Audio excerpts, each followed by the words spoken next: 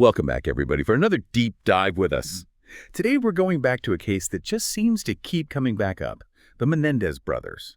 I feel like everybody at this point knows the basics, right? Oh. Eric and Lyle convicted for killing their parents in their Beverly Hills mansion.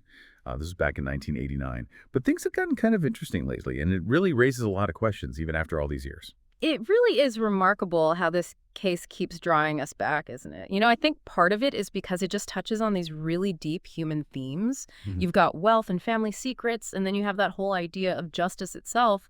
And now with the LADA, George Gascon, supporting their resentencing, it makes you wonder, is this about justice? Is there actually new evidence here? Or is something else going on? I mean, the timing is certainly interesting. Let's be real here. Gascon is in the middle of a really tough re-election campaign, and he's down, I think, like 30 points in the polls right now. And some people are saying, this move with the Menendez brothers has nothing to do with justice. It's just about getting votes. In fact, I think I even saw one legal expert, David Gelman, actually called it a Hail Mary attempt. Just trying to save his political career.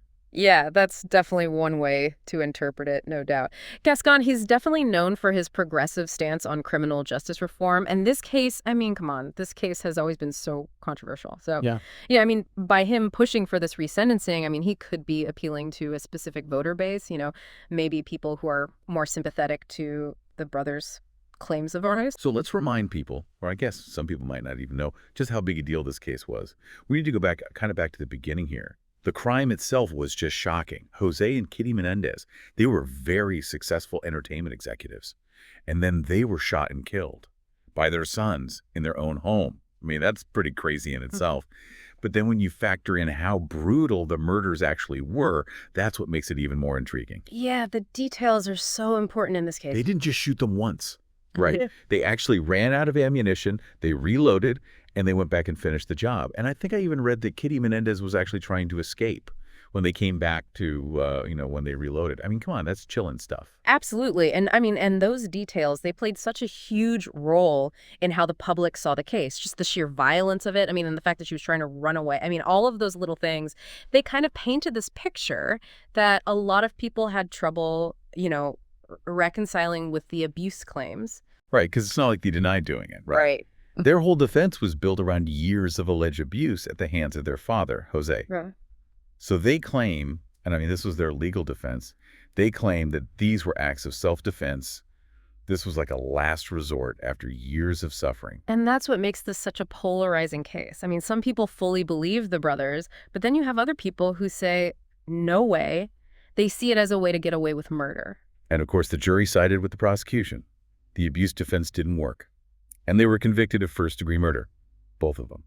And then they were sentenced to life without parole.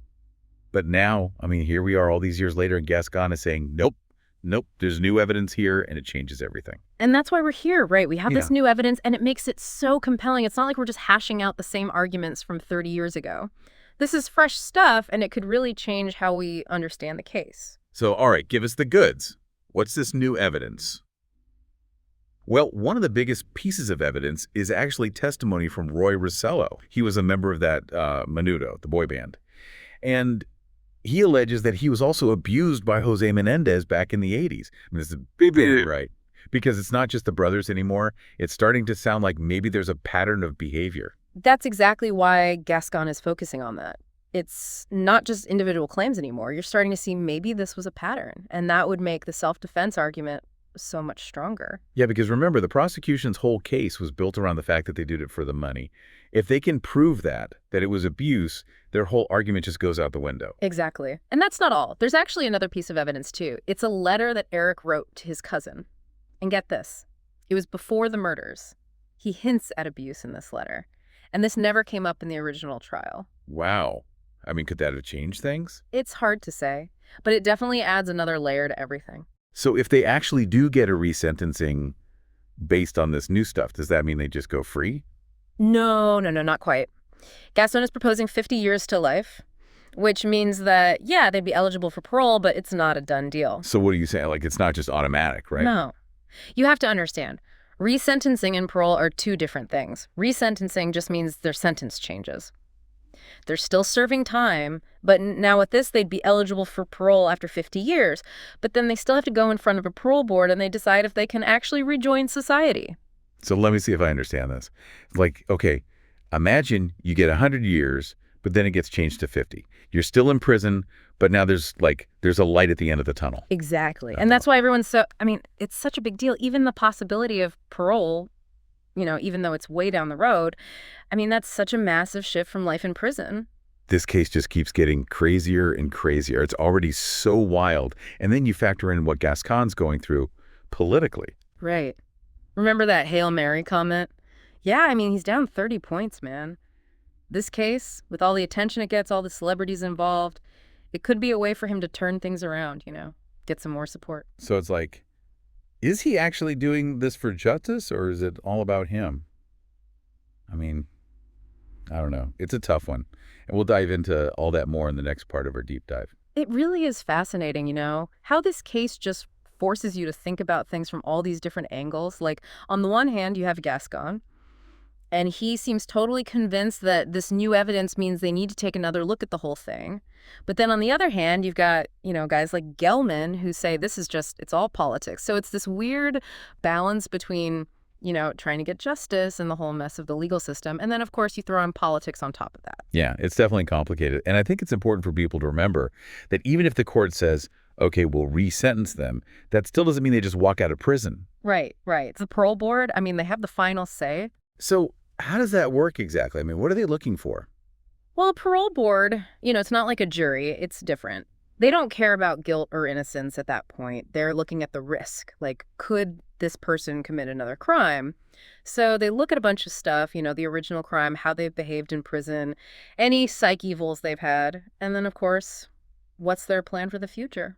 So basically, even if the parole board says, yeah, we believe you were abused, they still have to prove that they're not a danger anymore. Exactly. They got to show that they've changed, that they're not the same people they were back then, and they understand what they did, that it was wrong. And then they have to show that they can actually be a part of society again. And that's where I guess the details of the murders really matter, right? Like how brutal they were. Absolutely. I mean, that's a big part of it. The fact that they ran out of ammo, came back, all of that. The parole board's going to look at that very closely because they need to decide, could this happen again? That's a lot of pressure, man. I mean, it's not just about these two guys, right? They're deciding what's best for everybody. That's right. It's a huge responsibility. They're thinking about the whole community. And then, you have all the media, all the celebrities getting involved. It makes things even more complicated. It's true. I mean, you can't ignore people like Kim Kardashian, Rosie O'Donnell. They've been very vocal about supporting the brothers. And they often talk about the trauma, Yeah. what they went through. So, yeah, you have to wonder, does that sway people? Could it even affect what the parole board decides? That's why I think that comment from Gelman is interesting. The whole Hollywood-driven narrative. He's worried that these celebrities, they have so much influence, they could end up making people think about the brothers differently, maybe downplaying what they actually did. It's like, should justice be based on how famous you are? Yeah. Or, I don't know, how many people like you? Exactly. And that's why the parole board is so important. They have to ignore all that noise, the emotions, the celebrities, and just focus on the facts. What does the evidence say? What do the psych reports say? And then the big one. Are these guys a danger to other people? Okay, so let's talk about Roy Rossello's testimony for a minute. What if the court says, yeah, we believe him. How much weight does that carry? Could that be enough to actually get them a resentencing? Well, his testimony is important because it brings in this idea that the abuse wasn't just limited to the brothers. Remember, the defense said that Jose Menendez, he was abusive to other people too. So if what Rossello says is true, then that makes their argument stronger, and it kind of makes the prosecution look bad. It's like you're building a case, one piece at a time. You've got Rossello, then you have the letter from Eric.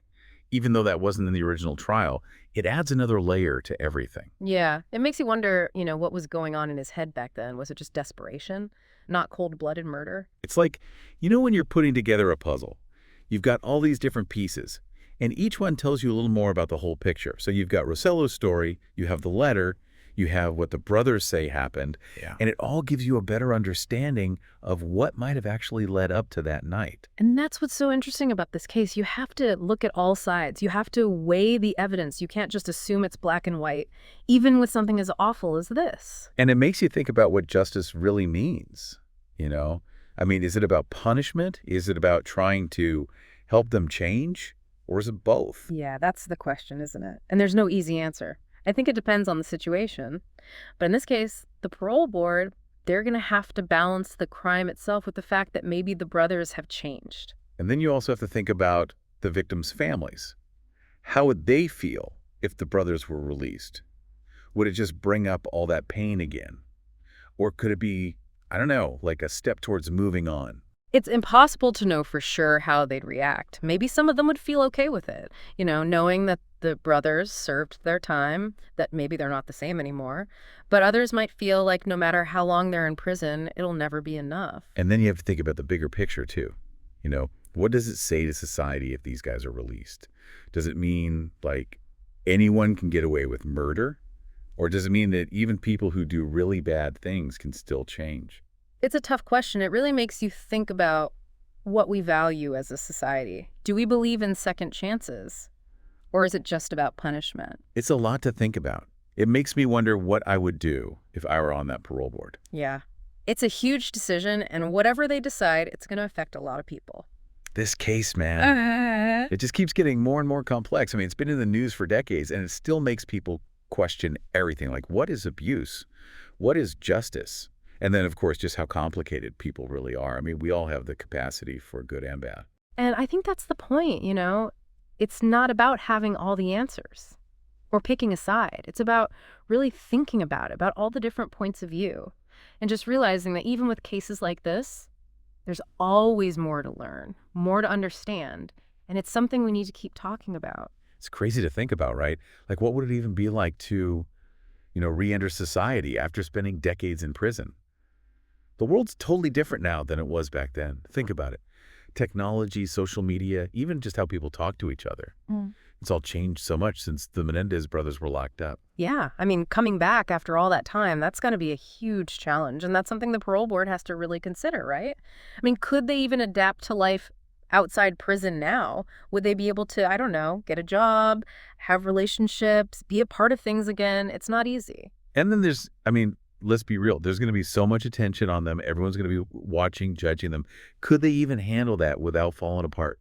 That's a good point. I mean, some people, they can deal with that kind of pressure, but others, it would just crush them. The parole board would have to figure out, how strong are they mentally? Can they cope with everything that's going to be thrown at them? It makes you think about, what does justice even mean in a case like this?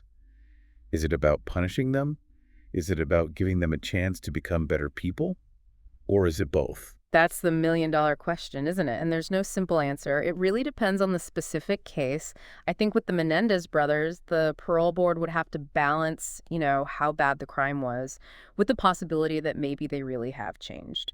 And what about the victims' families? I mean, how would they feel about all this? Would it be like ripping open old wounds if the brothers were let out? Or could it maybe help them heal, finally move on? That's the thing. There's no way to know how they would feel. Some might be okay with it, especially if they felt like the brothers had really changed and they'd served enough time. But for others, I mean, it might just feel like nothing could ever make up for what happened. And then there's the whole question of, like, what message does it send to everyone else? If these guys get out, does that mean it's okay to kill your parents? Or does it show that even people who do terrible things can turn their lives around? Yeah, this case really makes you think about what we believe in as a society. Do we believe in second chances? Or is punishment the only thing that matters? This whole thing, it's just a lot to process. Honestly, I wouldn't want to be on that parole board. They have a really tough decision to make, and whatever they decide, it's going to affect a lot of people. It definitely reminds you that, justice isn't just a simple thing. It's not just black and white. It's complicated. And it involves the law, it involves personal responsibility, and it involves what we believe in as a society. Plus, you got to throw in all the messy stuff that comes with being human. So we've come to the end of our deep dive. And I don't know about you, but I'm kind of blown away by just how complicated this Menendez Brothers case really is. I mean, it's been going on for decades. And it still brings up so many questions about abuse, about justice, and about, I don't know, about just how complex people are. The fact that we all have the capacity for both good and evil. And I think that's the most important thing to remember. It's not about finding all the answers or about saying who's right and who's wrong. It's about really thinking about it, about seeing things from different perspectives and realizing that even with cases like this, there's always something new to learn, something new to understand. It's a conversation that needs to keep going. That's a great point. And I think it's something everyone listening should consider. Put yourself in the shoes of that parole board. What would you do? What would be the most important factors for you? It's something to think about. Because justice is a conversation we all need to be part of. It's about being informed, understanding each other, and realizing that life is full of gray areas. That's all